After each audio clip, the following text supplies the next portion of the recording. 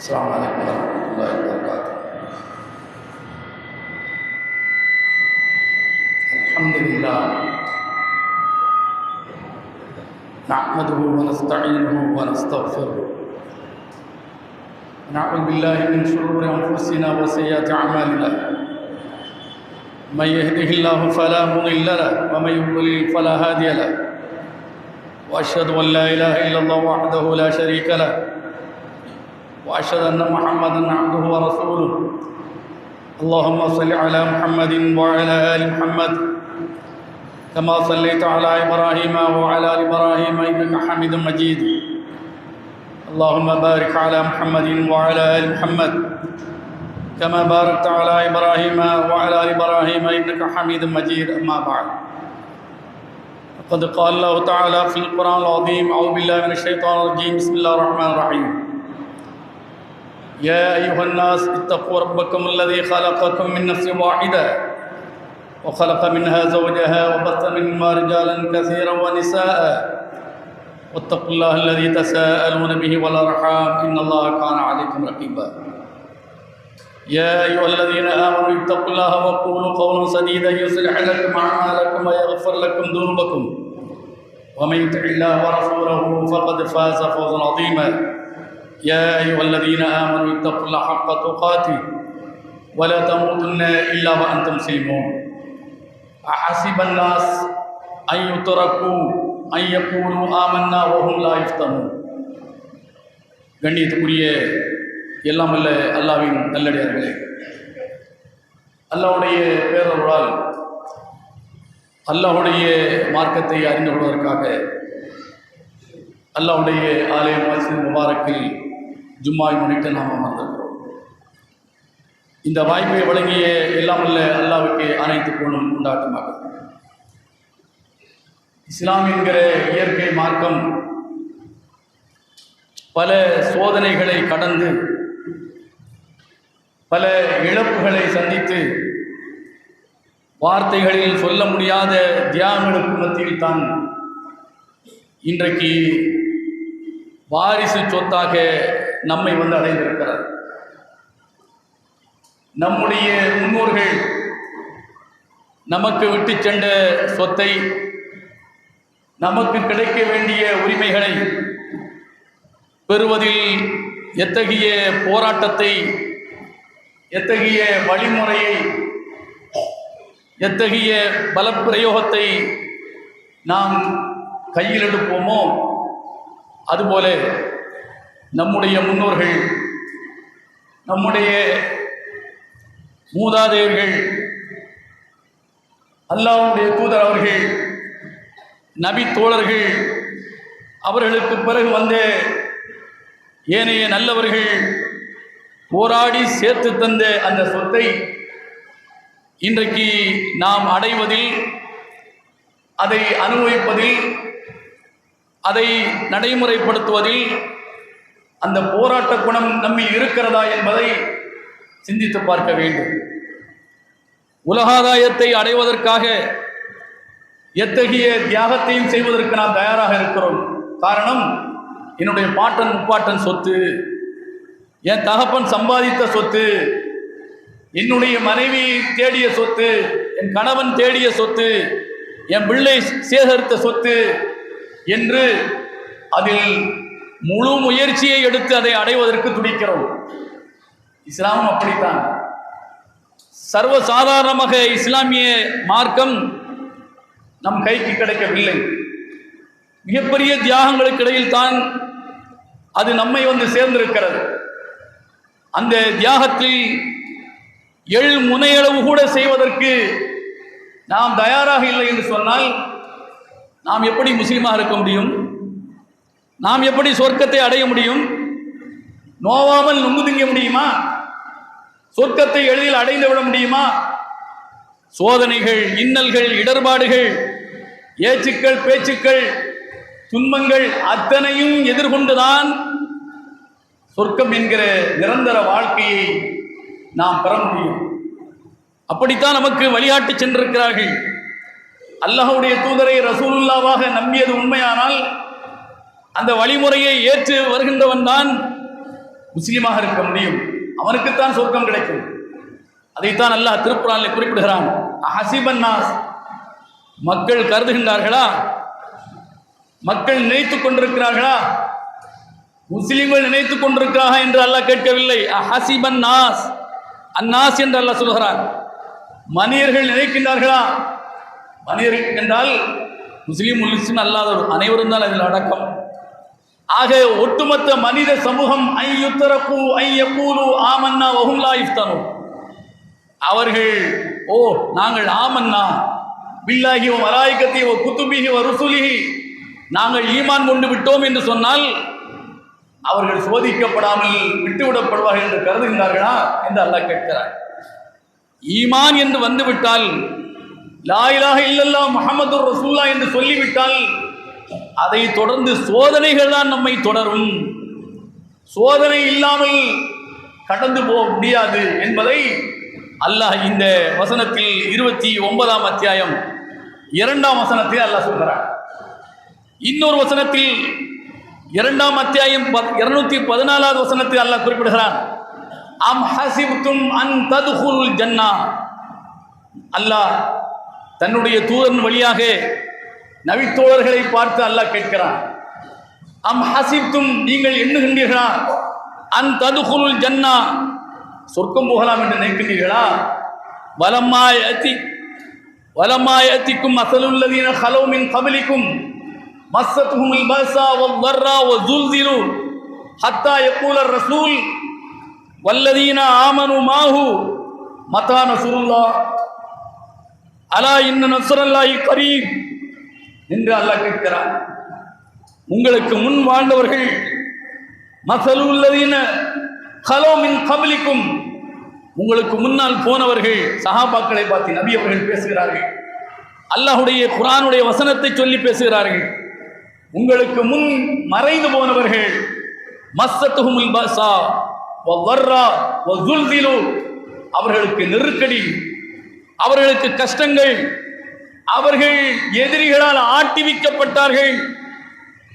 மத்தா நஸ்ருல்லாஹ், ஐயையோ அல்லாஹ்வின் உதவி எப்போது வரும், இந்த துன்பங்களில் இருந்து நாம் விடுதலை அடைவதற்கு, இதிலிருந்து நாம் நம்மை காத்துக் கொள்வதற்கு இறைவனுடைய உதவி எப்போது வரும் வரும் வரும் என்று மத்தா நஸ்ருல்லாஹ் என்று சொன்னார்கள். எப்போது அல்லாஹ்வின் உதவி எப்போது என்று அல்லாஹ் சொல்லிக் கொண்டிருந்தார்கள்.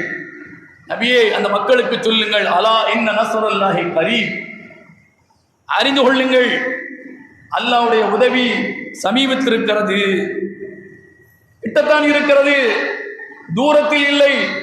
நம்பிக்கையை தளர்ந்து விடாதீர்கள், நெருக்கடியை அஞ்சி துவண்டு விடாதீர்கள், நம்பிக்கை இழந்து விடாதீர்கள், அல்லாஹ்வுடைய உதவி நிச்சயமாக வரும் என்று அல்லாஹ் நபியை பார்த்து சொல்கிறான். அலா இன்ன நஸ்ருல்லாஹி கரீப். நபிகள் நாயகம் ஸல்லல்லாஹு அலைஹி வஸல்லம் அவர்களுடைய தோழர்கள் கண்ணுக்கு முன்னால் மரணம் அவர்களுக்கு காட்சியளித்தது. பத்ர் என்கிற யுத்தத்தில் எத்தனை தோழர்கள் கொல்லப்பட்டார்கள், எண்ணிக்கையில் சிறுபான்மையாக இருந்தார்கள்.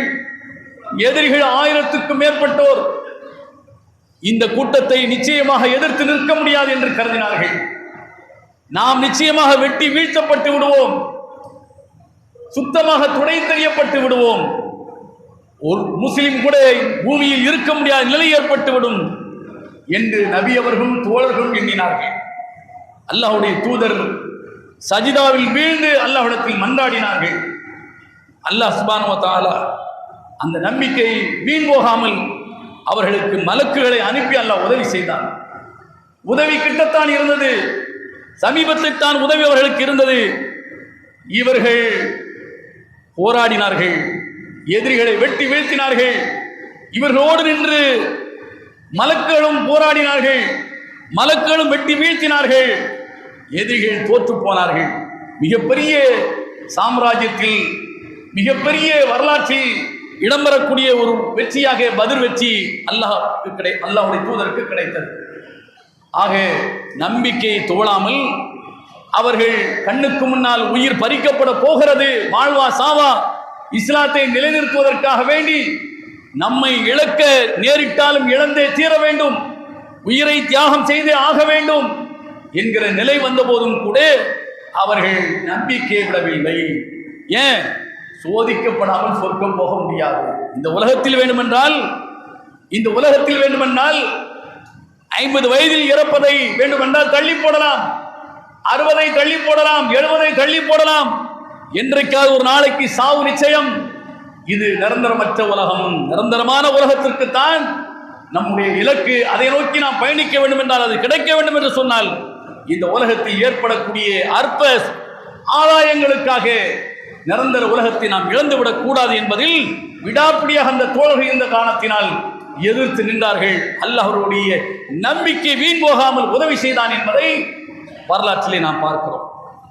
ஆக சோதிக்கப்படாமல் சொர்க்கம் போக முடியாது.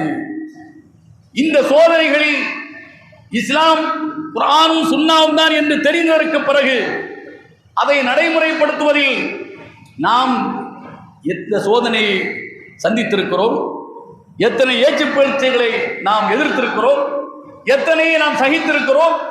ஒவ்வொருவரும் உங்களுடைய மனசாட்சியை தொட்டு நீங்கள் கேட்க வேண்டும்.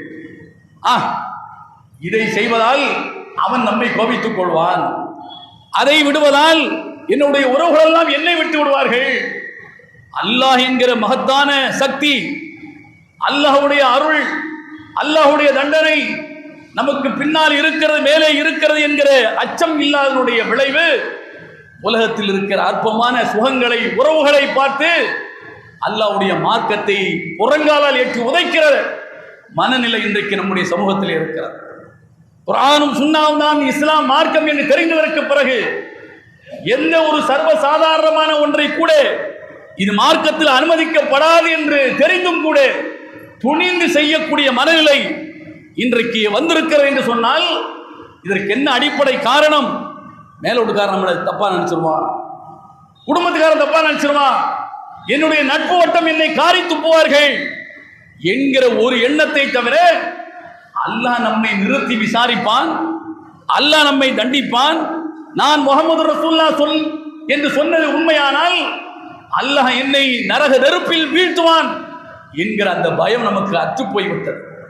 ஆதலால் தான் அற்ப சுகத்திற்காக சின்ன ஒரு ஏளனத்தை கூட, சின்ன ஒரு பேச்சை கூட கேட்பதற்கு தயாராக, அந்த தியாகத்தை கூட செய்வதற்கு நான் தயாராக இல்லை என்று சொன்னால் எப்படி சொர்க்கத்தை போய் நாம் எட்டிப்பிடிக்க முடியும்? நன்றாக சிந்தித்து பாருங்கள். ஆயிஷா நாயகி ரலியல்லாஹு தஆலா அன்ஹா அவர்கள் சொல்லி காட்டக்கூடிய செய்தியை பார்க்கிறோம். ஜரீர் இப்னு அப்துல்லா ஆயிஷா நாயகி சொல்கிறார்கள், கால ரசூலுல்லாஹி ஸல்லல்லாஹு அலைஹி வஸல்லம், லா துக்தலு நஃப்ஸுன் துல்மன் இல்லா கான அலா பனி ஆதமுல் அவ்வல் கிஃப்லும் மின் தமிஹா, கிஃப்லும் மின் தமிஹா. நபிகள் நாயகம் ஸல்லல்லாஹு அலைஹி வஸல்லம் அவர்கள் சொல்கிறார்கள், என்ன சொல்கிறார்கள்? அநியாயமாக ஒரு உயிர் கொல்லப்படுவதில்லை, அநியாயமாக ஒரு உயிர் கொல்லப்படுவதில்லை. அப்படி கொல்லப்பட்டால் இல்லா கான அலா பனி ஆதமுல் அவ்வல் கிஃப்லும் மின் தமிஹா, ஆதமுடைய முதல் மகன் ஆதம் இந்த உலகத்திற்கு வந்ததற்கு பிறகு ஹவ்வாவோடு வாழ்க்கை நடத்தி குழந்தையை பெற்றாரா இல்லையா? அதில் முதல் மகன், தலையாய மகன், அவனுக்கு அந்த கொலையில் பங்கு இருக்கிறது. ஆதமுடைய முதல் மகனுக்கு இந்த உலகில் நடக்கக்கூடிய ஒவ்வொரு அநியாய கொலைக்கும் பங்கு இருக்கிறது என்று நபிகள் நாயகம் ஸல்லல்லாஹு அலைஹி வஸல்லம் அவர்கள் சொன்னார்கள். லிஅன்னஹு அவ்வலு மன் சன்னல் கத்ல, ஏன், என்ன காரணம்? அவன்தான் முதல்ல ஒரு கொலையை செய்தான். அமைதியான இந்த மனித சமூகத்தில் ஆதம் ஹவ்வாவோடு குடும்பம் நடத்தி வபஸ்ஸமின்னுமா ரிஜாலன் கஸீரன் வ நிஸாஅ, இந்த உலகில் ஆண்களையும் பெண்களையும் அவ்விருவர் வழியாக அல்லாஹ் பரவி விரவி செய்தான். அல்லாஹ் பெருக்கெடுத்து ஓடச் செய்தான் மனித இனத்தை. அப்படிப்பட்ட இந்த மனித இனத்தில் முதல் மனிதன் ஆதமுக்கு பிறந்த முதல் மகன் ஒரு கொலையை செய்தான். என்ன கொலை? 2 சகோதரர்கள். அந்த 2 சகோதரர்கள் ஒரு சகோதரனுடைய வழிபாட்டை அல்லாஹ் ஏற்றுக்கொண்டான், இன்னொரு சகோதரனுடைய வழிபாட்டை அல்லாஹ் ஏற்கவில்லை. அப்ப அது அல்லாஹ்வையிலோ கோபிக்க வேண்டும், அதற்கு அந்த சகோதரனா காரணம். அந்த சகோதரனை பார்த்து நான் உன்னை கொண்டு விடுவேன் என்று சொன்னார். நீ என்னை கொண்டால் நான் சும்மா விட மாட்டேன் என்று இவர் சொல்கிறார். கடைசியில் அல்லாஹ் எந்த சகோதரனுடைய வழிபாட்டை ஏற்றுக்கொண்டானோ அந்த சகோதரனை வழிபாடு ஏற்றுக்கொள்ளப்படாத சகோதரன் அநியாயமாக கொலை செய்தான். கொண்டு விட்டதற்கு பிறகு செத்துப்போன சகோதரனுடைய பிணத்தை எப்படி புதைப்பது என்று தெரியாத நேரத்தில் தான் அல்லாஹ் 2 காக்கைகளை அனுப்பினான்.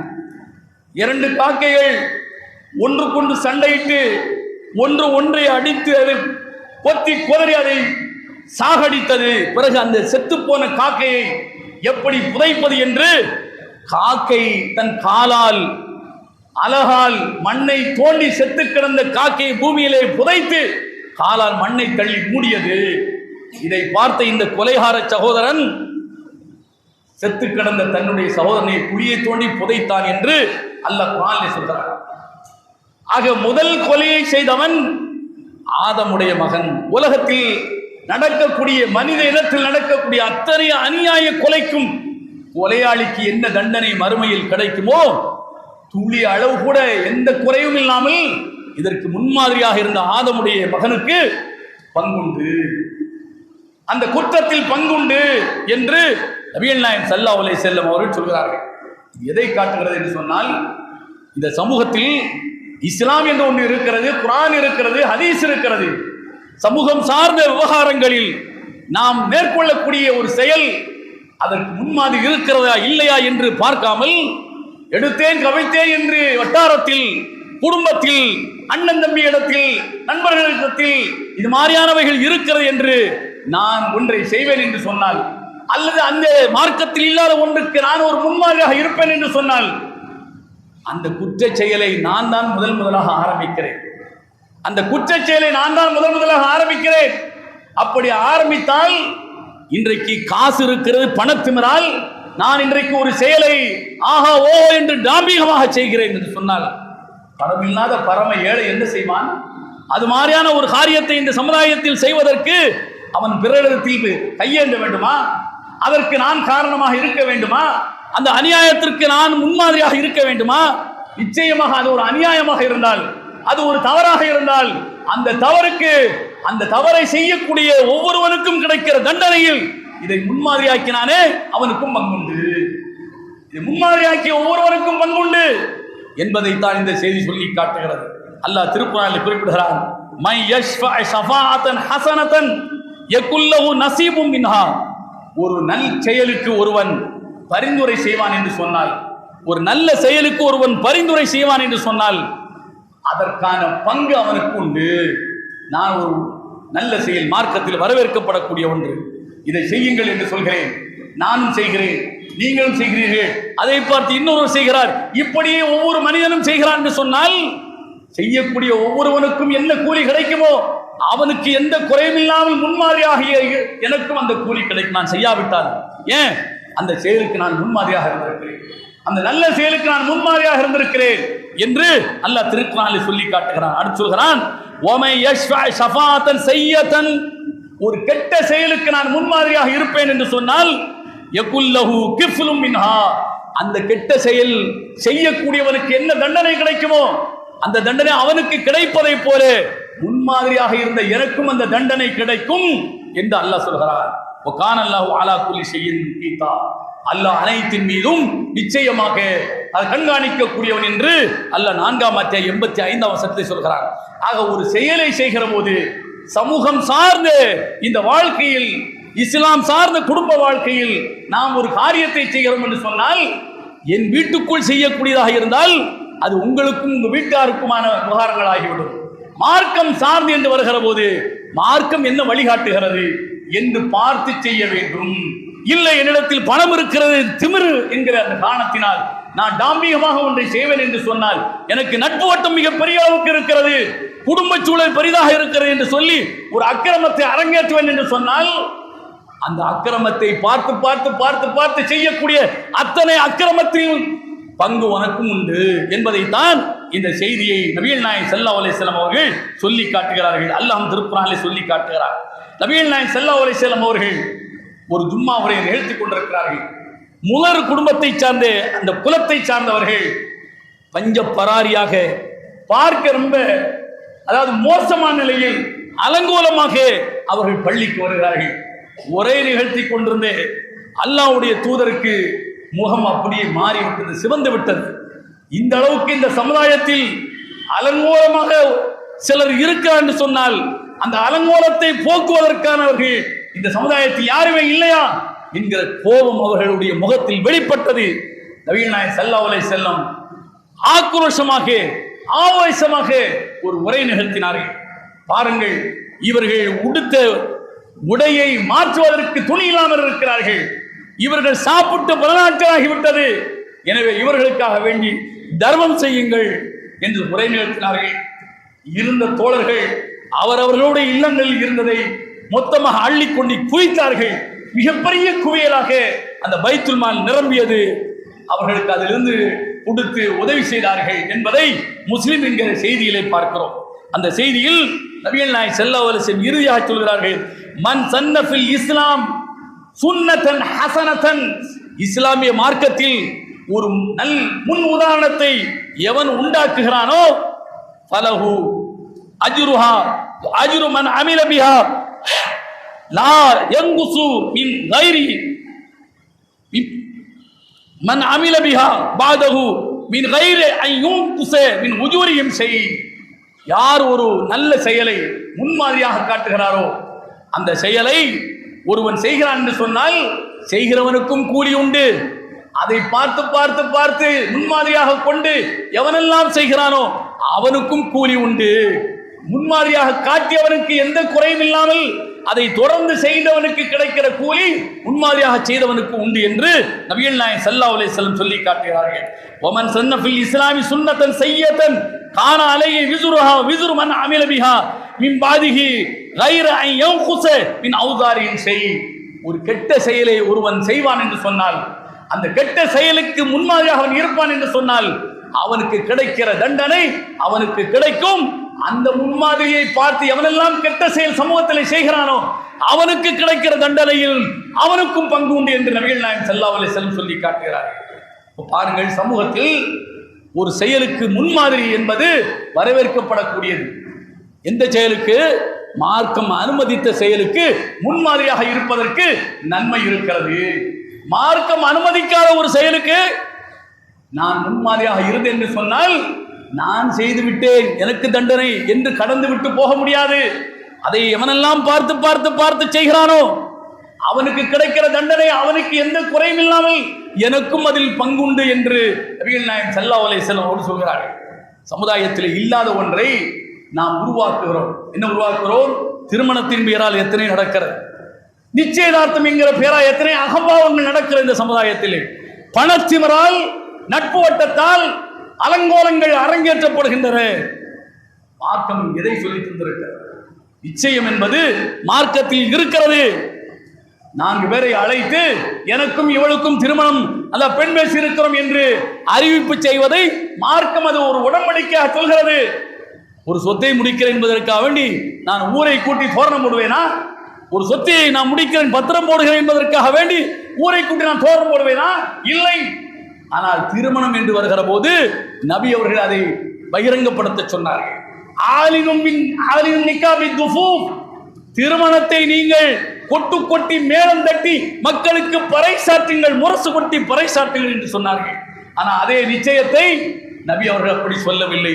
என்னிடத்தில் காசு இருக்கிறது, என்னிடத்தில் பணம் இருக்கிறது என்பதற்காக வேண்டி நான் இந்த அநியாயத்தை செய்கிறேன் என்று சொன்னால் இன்றைக்கு பணம் இருக்கிற திமிரில் நீங்கள் செய்கின்றீர்கள். பணம் இல்லாதவன் இதே போன்று செய்ய வேண்டும் என்று அவன் துடிப்பானா இல்லையா? அவன் செய்வதற்கு யார் முன்மாதிரி?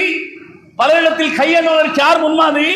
4 பேரை வைத்து எனக்கும் இந்த பெண்ணுக்கும் அல்ல இவனுக்கும் இந்த பெண்ணுக்கும் நாங்கள் பெண் பேசியிருக்கிறோம் மாப்பிள்ளை பேசியிருக்கிறோம் என்று சொன்னால் அது இஸ்லாம் ஏற்றுக்கொள்ளாதா?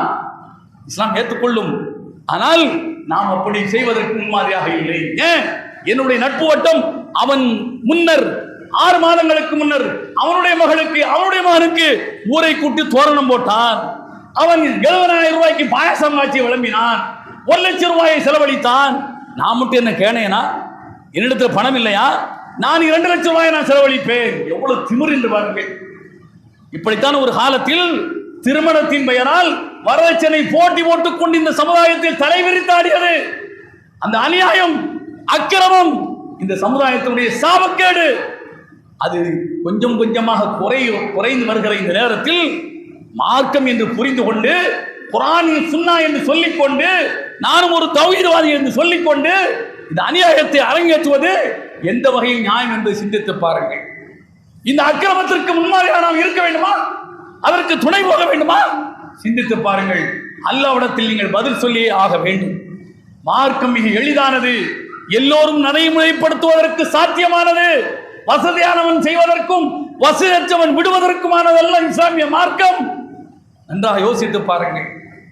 அல்லாஹ்விடத்தில் பதில் சொல்ல வேண்டும் என்கிற சிந்தனை இருந்தால் நிச்சயமாக இந்த அநியாயத்தை நாம் ஏறிட்டு கூட பார்க்க மாட்டோம். அநியாயத்தை நாம் ஏறிட்டு கூட பார்க்க மாட்டோம். இதற்கு துணை போக மாட்டோம். அதை போட்டோ எடுத்து பேஸ்புக்கில் வேற பார்த்தீங்கன்னா எப்படி என்னுடைய மகளுடைய நிச்சயதார்த்தம் நடந்தது, என்னுடைய மகளுடைய நிச்சயதார்த்தம் எப்படி நடந்தது பார்த்தீங்களா? இன்னும் கேவலம், என்ன கேவலம் சிந்தித்து பாருங்கள். இதெல்லாம் அல்லாஹ்விடத்தில் சாட்சியாக வந்து இருக்கும். நிச்சயமாக யோசித்துக் கொள்ளுங்கள். அல்லாஹ் மலக்கை வைத்து நீங்க எடுப்பதற்கு முன்னே அல்லாஹ் போட்டோ எடுத்துக் கொள்கிறான். வலது பக்கம் இடது பக்கம் மலக்கை நியமித்திருக்கிறான். நீங்கள் சிந்திப்பதற்கு முன்னர், நீங்கள் களத்தில் இறங்குவதற்கு முன்னர் கணப்பொழுதில் அத்தனையும் பதிவு செய்யப்படுகிறது. நாளை உங்களுடைய கணக்கு புத்தகமாக அல்லாஹ்விடத்தில் விரித்து வைக்கப்படும். இக்ரா கிதாபக் கஃபா பி நஃப்ஸிக அலைக யௌம ஹஸீபா. உன்னுடைய ஏட்டை நீயே படித்துக்கொள். நான் கெட்டவனா நல்லவனா என்பதை நீயே முடிவு செய்து கொள் என்று அல்லாஹ் சொல்லுவார். அல்லாஹ் சிந்தித்து பாருங்கள். எனவே ஒரு கெட்ட செயலுக்கு நாம் முன்மாதிரியாக விடக்கூடாது. இதுல பல சங்கடங்கள் இருக்கலாம். இந்த அற்பத்த சங்கடத்தை கூட, அற்பமான இந்த பேச்சை கூட அல்லாஹ்வுக்காக வேண்டி தாங்கிக் கொள்ள நாம் இல்லை என்று சொன்னால் நாம் எப்படிங்க முஸ்லீமாக இருக்க முடியும்? எவ்வளவு பெரிய தியாகங்களை செய்து இந்த இஸ்லாத்தை நமக்கு தந்துவிட்டு போயிருக்கிறார்கள். என் அப்ப சொத்தை அடைவதற்காக வேண்டி எத்தனை வெட்டு கூத்து என்று அதற்கு தயாராகிறோம்.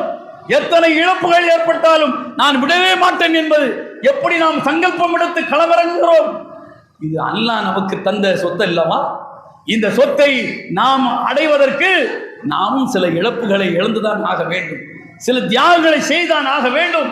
செய்தால்தான் நாளை சொர்க்கத்தை பெற முடியும். செய்தால்தான் நாளை சொர்க்கத்தை பெற முடியும். அத்தகைய நன்மக்களாக அல்லாஹ் உங்களை வெளியே மாய்க்கிறவானாக.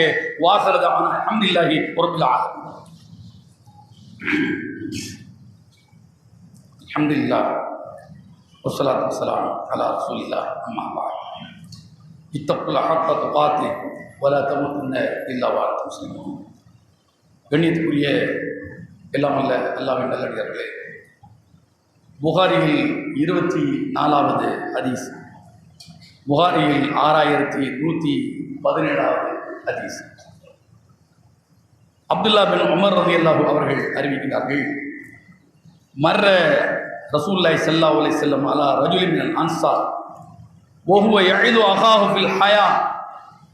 நபி அவர்கள் அன்சாரி தோழருக்கு அருகில் நடந்து செல்கின்றார்கள். அந்த தோழர் தன்னுடைய சகோதரனுக்கு வெட்கத்தை குறித்து அறிவுறுத்தி கொண்டிருந்தார். அவருக்கு என்ன வெட்கப்பட்டு இருக்கிறாய், சும்மா வெட்கம்லாம் படாத, வெட்கப்படாத, செய் என்று, ஏன் உனக்கு இப்படி ரொம்ப யோசிக்கிற, செய் செய் என்று சொல்லி அவருக்கு அறிவுறுத்துகிறார். அந்த தருணத்தில் தான் நபி அவர்கள் அந்த தோழரை கடந்து சென்றார்கள். உடனே இங்கே நின்று கால ரசூலுல்லாஹி ஸல்லல்லாஹு அலைஹி வஸல்லம் தஅஹு, தோழரே நீ ஒன்றும் அறிவுறுத்த வேண்டாம், விட்டுவிடு. இன்னல் ஹயா மினல் ஈமான், வெட்கம் என்பது அது ஈமானை ஈமானின் ஒரு அங்கம். வெட்கம் என்பது ஈமானின் ஒரு அங்கம் என்று சொன்னார்கள். இது 24வது ஹதீஸ் புகாரியில் இருக்கிறது. இன்னொரு ஹதீஸ் 6117வது ஹதீஸ், கால நபி ஸல்லல்லாஹு அலைஹி வஸல்லம் அல் ஹயா லா யதி இல்லா பிகைர். வெட்கம் ஒரு மனிதனுக்கு இருக்கும் என்று சொன்னால் அவனுக்கு நல்லதைத்தான் செய்ய வைக்கும், கெட்டதை செய்ய வைக்காது. வெட்கம் ஒருவன் இருக்குன்னு சொன்னால் அவனுக்கு நன்மையைத்தான் தரும் என்று சொன்னார்கள். فقال بشير بن كعب مكتوب في الحكمة إن من الحياء وقارا وإن من الحياء سكينة. فقال عمران, அப்போ புஷைர் இப்னு ஹக்கம் என்பவர், புஷைர் இப்னு காப் என்பவர், அவர் ஏதோ ஒரு புத்தகத்தில் எழுதியிருக்கிற சில வாசகங்களை சொல்லி வெட்கம் அப்படி, வெட்கம் இப்படி என்று சொல்லி வெட்கத்தை பற்றி பெரிய ஒரு உபதேசத்தை, ஒரு பெரிய லெக்சரை கொடுத்தார். அப்போது இம்ரான் இப்னு ஹுசைன் அந்த புஷேரை பார்த்து சொன்னார்கள், எப்பா வஹதிசுக அன் ரசூலில்லாஹ், அல்லாஹ்வுடைய தூதர் சொன்னதாக நான் சொல்கிறேன், அல் ஹயா லா யதி இல்லா பிகைர், வெட்கம் நன்மையைத்தான் கொண்டு வரும், தீமையை கொண்டு வராது. வெட்கம் உள்ளவன் நல்லதைத்தான் செய்வான், கெட்டதை செய்ய மாட்டான் என்று அல்லாஹ்வுடைய தூதர் சொன்னதாக சொல்கிறேன். ஆனா நீயோ துஹதிசுனி அன் ஸஹீஃபதக், ஏதோ புத்தகத்தில் எழுதி வைத்ததை நீ எனக்கு சொல்கிறாய் என்று சொன்னார்கள். நபிகள் நாயகம் ஸல்லல்லாஹு அலைஹி வஸல்லம் இன்னும் புகாரில முஸ்லிம்ல ஹதீஸ் இருக்கிற ஒரு சகோதரர் இன்னொரு சகோதரருக்கு வெட்கமே அவரிடத்தில் குடிகொண்டிருந்து எதையும் செய்யாமல் அவர் நாணி கூனி குறுகி போயிருந்தார். அவரை கண்டிக்கும் விதமாக ஒரு தோழர், ஒரு சஹாபி அவரை வெட்கப்படக்கூடாது என்று சொல்லி அறிவுறுத்தினார் என்று வருகிறார். அப்போதான் நபி அவர்கள் சொன்னார்கள், அல் ஹயா மினல் ஈமான் என்று சொன்னார். நாம் சர்வ சாதாரணமாக நம்முடைய விவகாரங்களில் எதிரும் புதிருமாக ஒருவரோடு வாதிக்கிற போது, நம்முடைய விவகாரத்தை பேசுகிற போது, உனக்கு வெட்கமே இல்லையா, மானம், கோசம், சூடு, சோரண இதெல்லாம் உனக்கு இல்லவே இல்லையா, இந்த மாதிரி மோசமா இருக்கியே என்று சொல்லுவோமா இல்லையா? எப்ப சொல்லுவோம்? சமூகத்தால் எது கேடாக, எது தீமையாக, எது குற்றமாக கருதப்படுகிறதோ அதை ஒருவன் துணிந்து செய்கிற போது வெட்கங்கட்டு, மானங்கட்டு, ரோசங்கட்டு இந்த மாதிரி நீ செய்யே என்று நாம் சொல்லுவோம். அல்லது திரும்பி மாற்றி நாம சொல்லுவோம், எப்பா இதெல்லாம் இதுக்கெல்லாம் வெட்கப்பட்டுலாம் இருக்கக்கூடாது, இதுக்கெல்லாம் நாணப்படக்கூடாது, வாழ துணிஞ்சு செஞ்சிடணும் என்று இரண்டுக்குமே நாம் என்ன செய்வோம்? வெட்கத்தை துணையாக அழைத்துக் கொள்வோம்.